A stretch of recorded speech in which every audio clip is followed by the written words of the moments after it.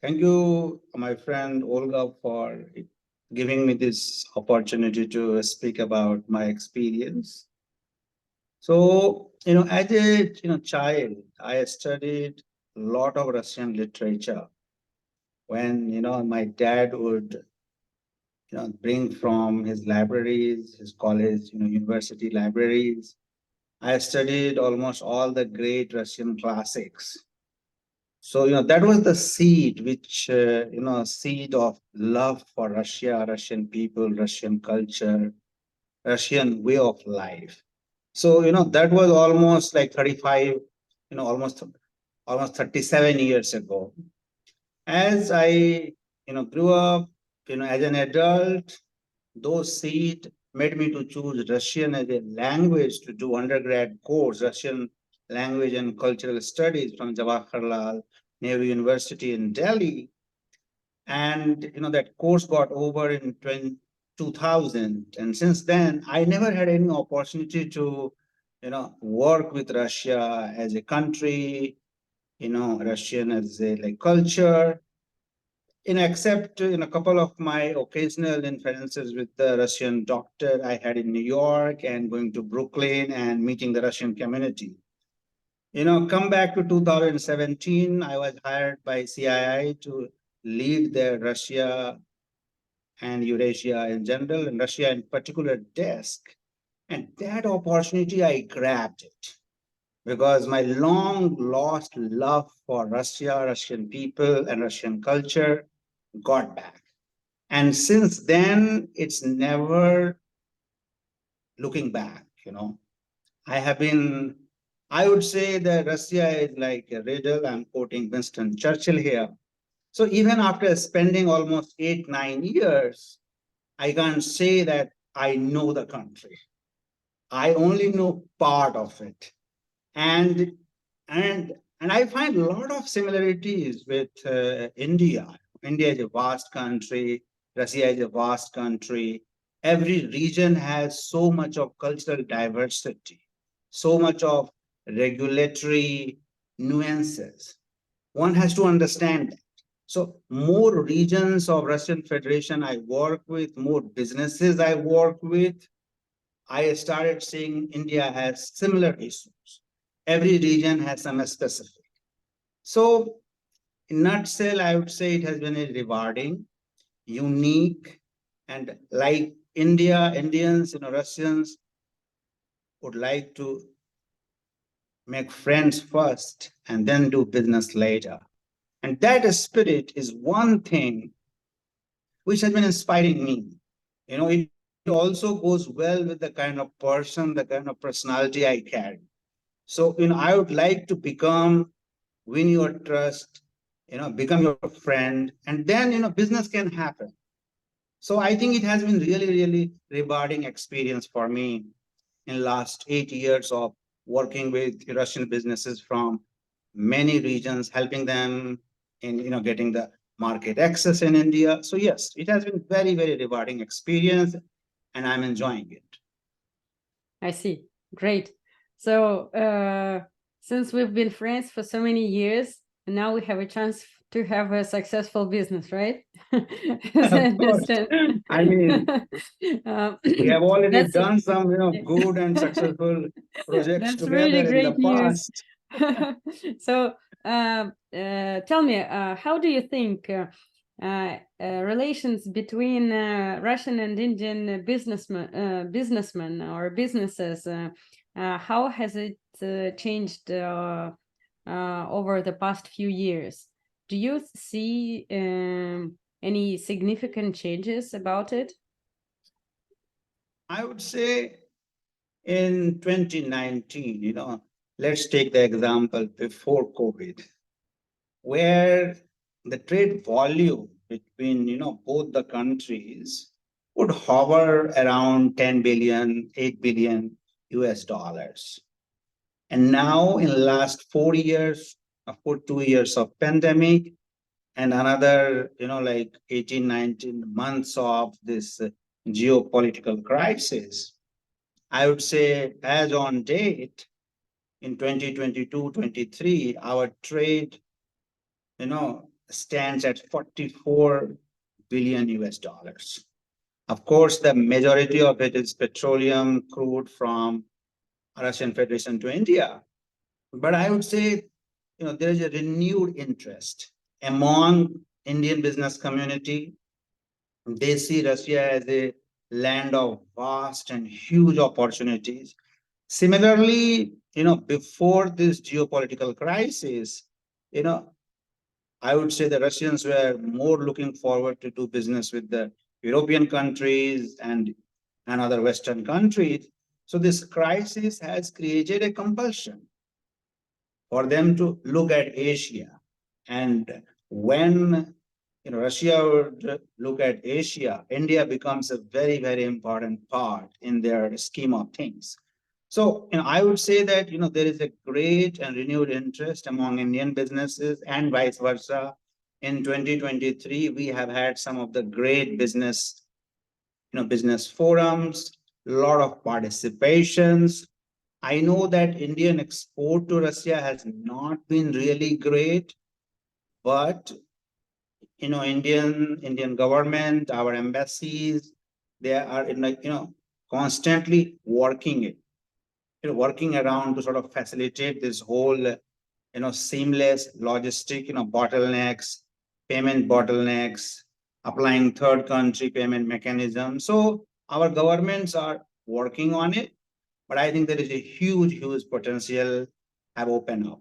And at that stage, there is evidence by the increasing trade volume that is going to touch like 50 billion. Yeah. So now everybody's talking about this huge potential that me personally, I really believe in because I've been, working with India for like more than 15 years. So I really think that perspective is there. Everybody talks about it, really. But since your experience with a lot of Indian companies and your experience in the CII, what do you think, generally speaking, what are expectations of the Indian businessmen in Russia? What are they looking for in the Russian market? And can Russian market offer them what they're looking for? I would say, India and Russia, they present very organic, natural complementarity. India has a huge consumer base, and Russia has a huge natural resource, rare earth, material base, and energy base. So with that perspective, and then if you, try to relate with what is happening right now in Russian market, a lot of Western companies have left, there is a sanction. So Indians, they do see opportunity in Russia, especially FMCG, food products, auto parts, railway stocks, so, engineering equipment. So there are a lot of interest. But what Indian businesses would like to see, the issue of insurance getting resolved, the issue of logistic getting resolved, the information, even they reach out to their partner in Russia, sometimes it get lost in languages. The issue of a lot of support services which can enable MSME from India, MSME from Russia to collaborate and do direct business. So I would say a lot of support services needs to be strengthened up. And Indian business community, I go to different regions in the country. I would say, there is more interest in, say, like, regions in Pune, in Chennai, in Mumbai. Delhi is a political capital. And the kind of vastness of our country, India and Russia, business should not be limited to just Delhi, Moscow, Bombay, St. Petersburg. No, it has to go to different regions and different places. And when I meet small companies from different regions in India, they would ask me that, Manish ji, please tell me what we can do with Russia. we would like to export, we would like to send our product to Russian market, how you can help. So I see there is a renewed and tremendous amount of interest among businesses from all over in all parts of India towards the Russian market. I see.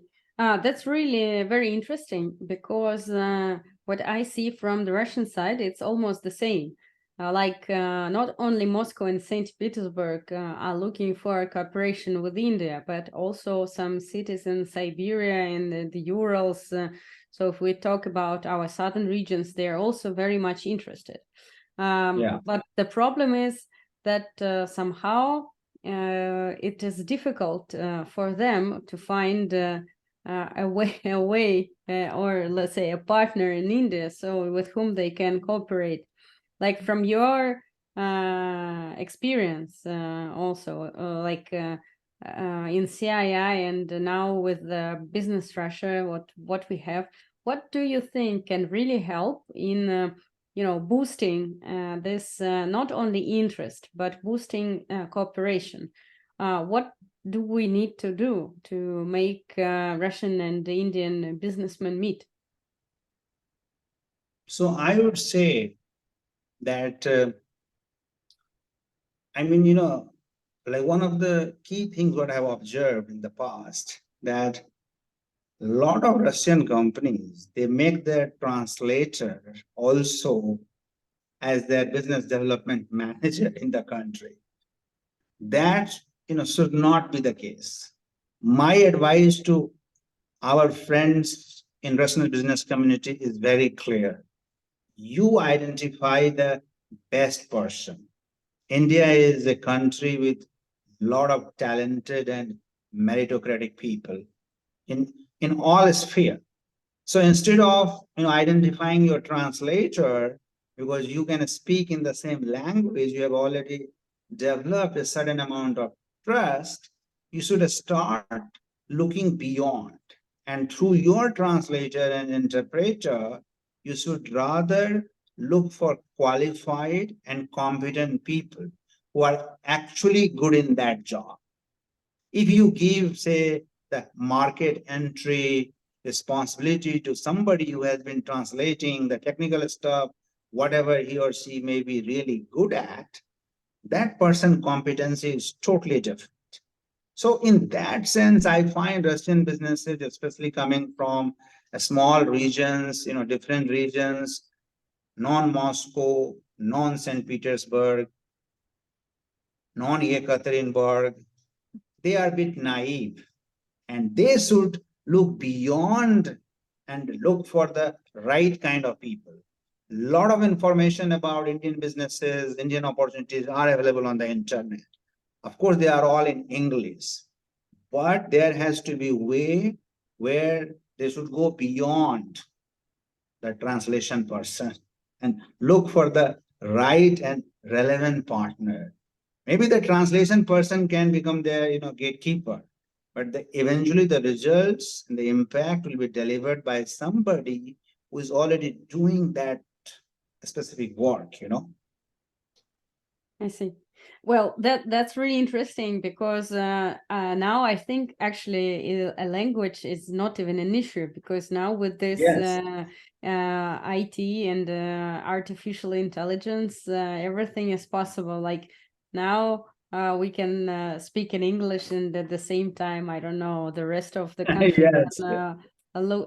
can listen to us in their own languages. So that step, I hope, soon will be overcome. So, The idea. Please. Please go ahead. No, it's just I absolutely agree with you that it is really important to look beyond. And my personal feeling is that we don't have enough of awareness of the opportunities that each other, like India and Russia, have. So yes, it's becoming better, but still a lot more efforts do have to come. So that let's say, a company from, I don't know, somewhere, Chelyabinsk, for example, would learn about opportunities of companies from what, Vishakhapatnam, for example. So, Yes, of course. good. So, but what do you think? Like you were saying that Russians and the Indians are very much alike. Let's say very similar. I absolutely agree, because I can see some common features. But what do you think? What are, let's say, positive and negative peculiarities, let's say, of the Russian business that Indian companies may face? Like, what things are unusual? What are not like in India? What do you think? So, I mean, of course, there are many similarities, but there are also many differences. Because India as a country in the last 30 years, especially after post-liberalization, has gone through a very, very interesting social, business, economic transformations. So, I'll just take an example of email etiquette. Okay. A lot of Indian businesses would complain that we met, 2 days ago and we agreed to, do certain things. I sent them an email. They have not responded. So, Russians would like to do they would like to take time and, response after doing a lot of research. Whereas Indians would, like to promptly send the email and seek the follow-up. So, that is one, just a small example. The second thing I wanted to say that, Russians are really good in describing their product, the engineering of their product, the quality, the attribute, the features. Whereas Indians would be more interested in the marketing part of it. Even if they don't understand the, product description or its benefit much detail, but they would like to sell it. Whereas I have seen Russian companies, they spend like 80-90% of their time in their presentation slot only talking about how great that product is. Whereas in India, people may not get into that much of detail. I'm talking about a general audience. They would rather see that what differences it can bring to the life of people. Another very second example, and how they differ. Indians would talk more about marketing, Russians would talk more about product themselves. So, another very key difference. The third thing I would say that Indians would like to move with the speed, whereas Russians sometimes they really take a lot of time.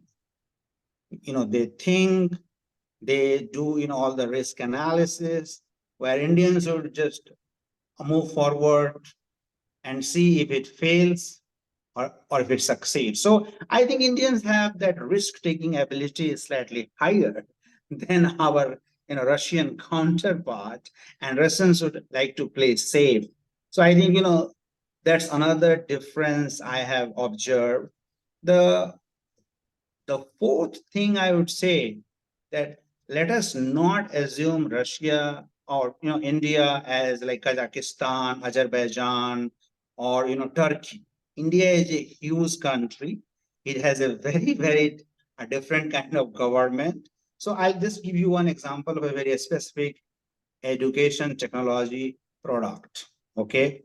One company came to us, say that we want this product to be launched with all the government schools in the country. I said, okay, do you have some experience of doing it in the overseas market? They said, yes, we have done it in Uzbekistan, where government has allowed us, this technology or this feature to be introduced in all the schools of the country.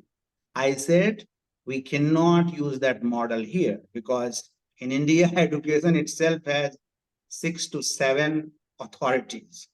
Even if somebody can write a letter for your company from Delhi, the top guy, the education minister can write that please introduce this technology to all the schools. It won't happen. Just for example of Reserve Bank of India. I mean, I have worked with government and we had this program for, subsidy for women farmer, women entrepreneur. We would organize meeting in presence of finance secretary, in presence of finance minister, in presence of RBI governors, all the chief of the bank, the biggest banks of India are sitting together. In the meeting, they will all say, yes, yes, we'll do. But when they go back, their classic banker mentality would come in and they would use all the risk analysis. If they don't find the person is not worth the credit, they are not going to extend the loan. So it's a very decentralized structure. So let us not assume that one guy in Delhi would do some support for you and you'll actually get the business. It may be just a piece of paper. And let us try to work around the different layers of bureaucracy. Say, if you want to introduce the technology into the city school, you go to the municipality.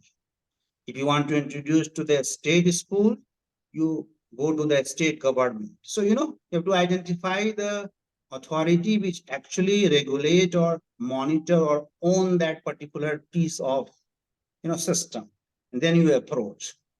So, that is another difference, I would say. The fifth one, I would say the cultural understanding. I think in India, though the role of government is very important, but the private sector is very, very influential and robust. Unlike, I think in Russia, a lot of businesses and their business behavior, their microeconomic behavior are driven by the government intervention. In India, I think that is not the case.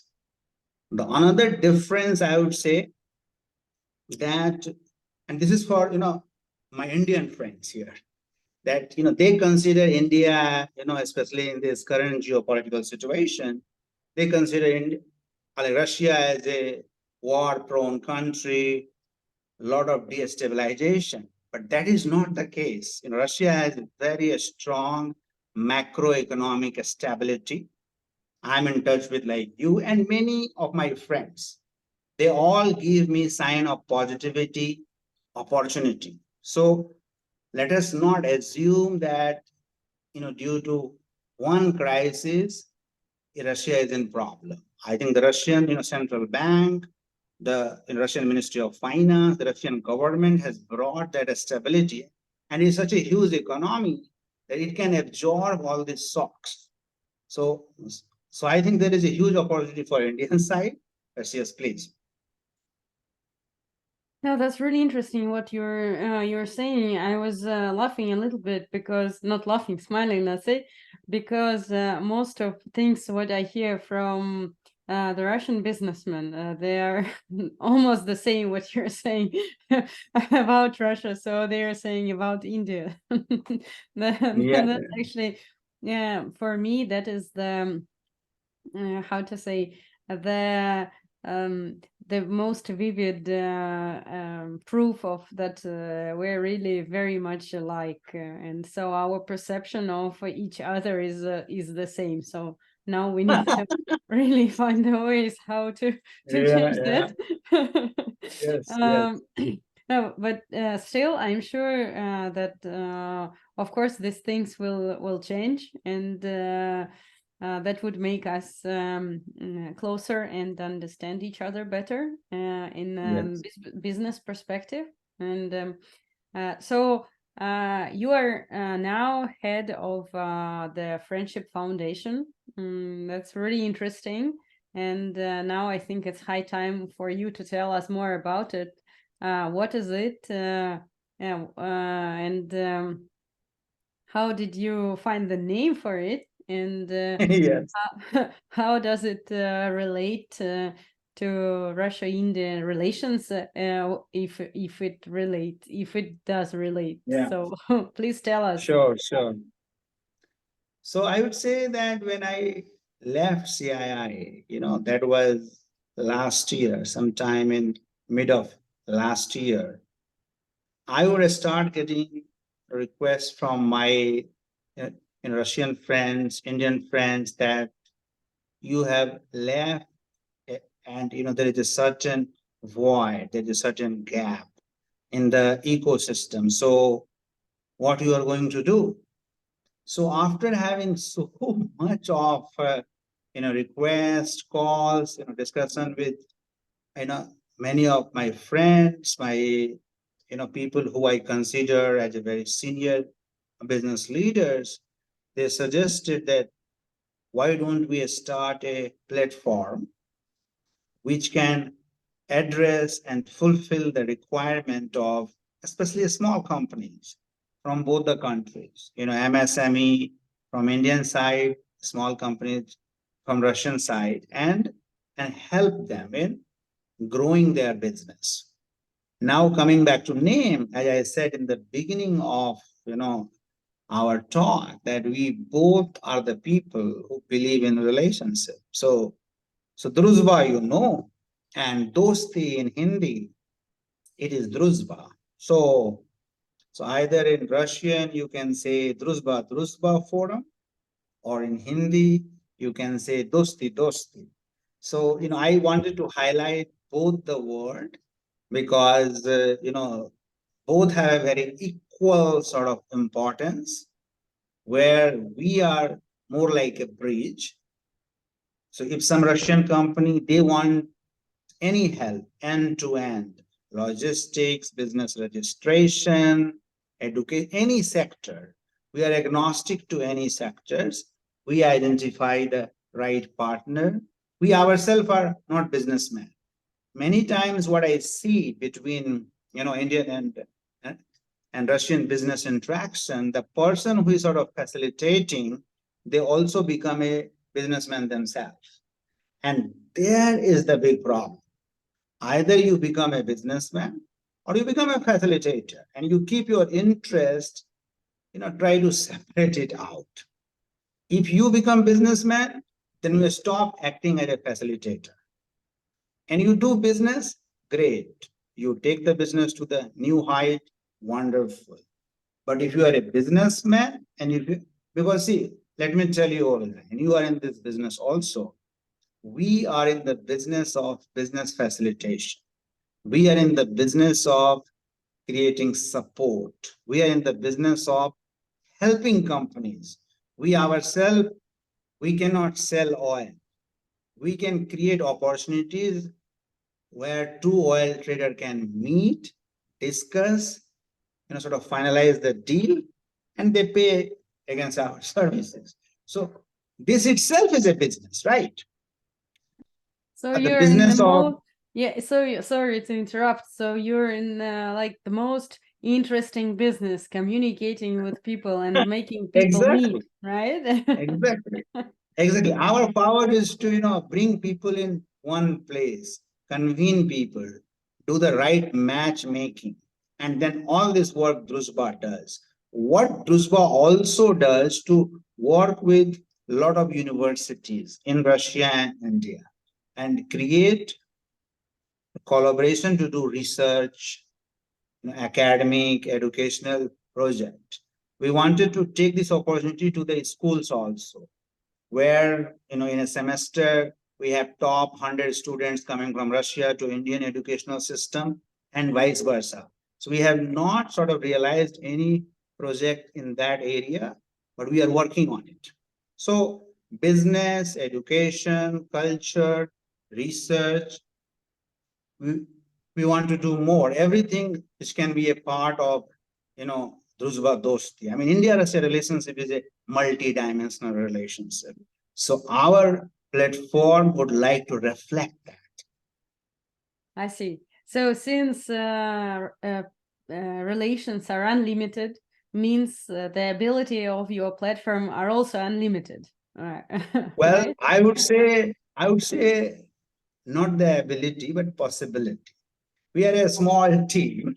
Okay. Okay. So of course, at one point we can only cater X number of work, but in terms of their scope, in terms of future, in terms of possibility, it is just like our friendship between the two nations. Excellent. Thank you very much. It was really interesting, and I wish success for Дружба Dosti Foundation because it reflects really what Russian-Indian relations are about. So we are running out of time, and thank you very much, Manish, for answering today my questions. Spasiba, thank you. Yes, it was very interesting. Yes, thank you very much. So everybody is welcome to visit Дружба Dosti Foundation and Business Russia together. And I really wish everybody luck and success in cooperation with India and Russia. Thank you very much. You have a nice day, and see you next time. Thank you very much. Thank you. Thank you. Thank you. Bye-bye.